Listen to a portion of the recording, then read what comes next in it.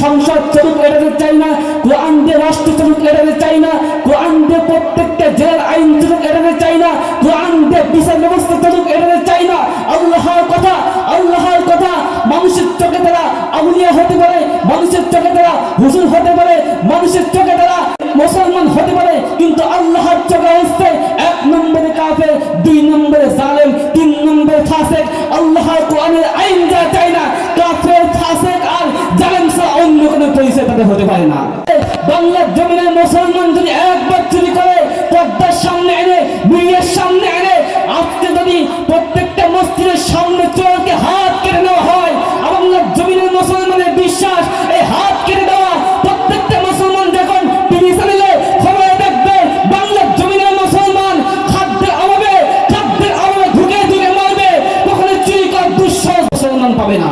আজকের মাহফিল কেন দলীয় কোনো সমাবেশ না, কে বলেছে মুজিব নাই, মুজিব ছাড়া বাংলা নাই। ইহুদের লোক এই প্যান্ডেলে থাকবে, আল্লাহর আইন চাই, সৎ লোকের শাসন চাই।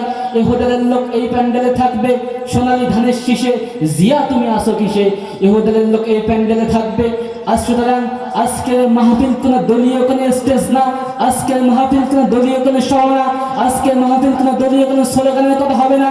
আজকের মাহফিল হবে শুধুমাত্র কেবলমাত্র মহাগ্রন্থ পবিত্র আল কোরআনের কথা দিয়ে আজকে প্রত্যেকটা বক্তা আপনাদেরকে শ্রবণ করবে। সুতরাং আমরা সকল কাজকে পিছনে ফেলে আজকে জান্নাতের বাগানে চলে আসি। আয়াতে কারিমা তেলাওয়াত করেছি, ওয়াল্লাম ইয়াহকুম বিমা আনজালাল্লাহু ফাউলাইকা হুমুল কাফিরুন। আল্লাহ পাক রব্বুল আলামিন বলেছেন, যে ব্যক্তি কোরআনের আইন দিয়ে রাষ্ট্র পরিচালনা করা চায় না সে হচ্ছে কাফের। আবার বলেছেন, ওয়াল্লাম ইয়াহকুম বিমা আনজালাল্লাহু ফাউলাইকা হুমুজ জালিমুন। যে ব্যক্তি কোরআনের আইন দিয়ে রাষ্ট্র পরিচালনা করা চায় না, বিচার ব্যবস্থা চায় না, সে হচ্ছে জালিম। তারপর আল্লাহ পাক রব্বুল আলামিন আবার বলেছেন, ওয়াল্লাম ইয়াহকুম বিমা আনজালাল্লাহু ফাউলাইকা হুমুল ফাসিকুন। কোরআনের আইনের বিচার যে চায় না সে হলো ফাসিক। সুতরাং আল্লাহর জমিনে আল্লাহর কোরআনের আইন যে চায় না, আল্লাহর জমিনে আল্লাহর কোরআনের বিচার যে চায় না, কোরআন দিয়ে দেশ চলুক এড়াতে চায় না, কোরআন দিয়ে সংসদ চলুক এড়াতে চায় না, কোরআন দিয়ে রাষ্ট্র চলুক এড়াতে চায় না, কোরআন দিয়ে প্রত্যেকটা জেলার আইন চলুক এড়াতে চায় না, কোরআন দিয়ে বিচার ব্যবস্থা চলুক এড়াতে চায় না। আল্লাহর কথা মানুষের চোখে তারা আউলিয়া হতে পারে, মানুষের চোখে তারা হুজুর হতে পারে, মানুষের চোখে তারা মুসলমান হতে পারে, কিন্তু আল্লাহর চোখে হচ্ছে 1 নম্বরে কাফের, 2 নম্বরে জালেম, 3 নম্বরে ফাসিক। আল্লাহর কোরআনের আইন যা চায় না, কাফের, ফাসিক আর জালেম ছাড়া অন্য কোনো পরিচয় তাদের হতে পারে না। সুতরাং আল্লাহর কোরআনের আইন আমাদেরকে যেতে হবে। এই কোরআন কি বলে? কোরআন বলে, যদি কোনো মুসলমান, যদি কোনো ব্যক্তি চুরি করে সর্বপ্রথম তার হাত কেটে দাও, সর্বপ্রথম তার হাত কেটে দাও। এই বাংলার জমিনে যত রাষ্ট্রনায়ক এই বাংলার জমিনে এসেছে, প্রত্যেকটা আইনের বিচার আমরা দেখেছি, প্রত্যেকটা বিচার ব্যবস্থা আমরা দেখেছি, কিন্তু আজ পর্যন্ত বাংলার জমিনের মুসলমানের শরীরের নিরাপত্তা তো দূরের কথা, মসজিদে গিয়ে জুতার নিরাপত্তা আমাদের মুসলমানের পাওয়া যায় না, জুতার নিরাপত্তা আমাদের সমাজে নাই।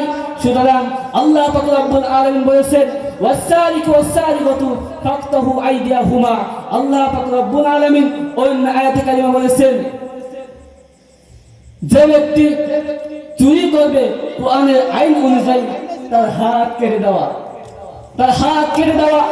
এখন দেখেন বাংলাদেশের নিয়ম হচ্ছে 379 ধারা অনুযায়ী চোরকে ধরে নিয়ে গিয়ে তাহাকে জেল দেবে 3 মাস থেকে 6 বছর, 3 মাস থেকে 6 বছর জেল দিয়ে তাহার পরে সে চোরকে ছেড়ে দেওয়া হয়।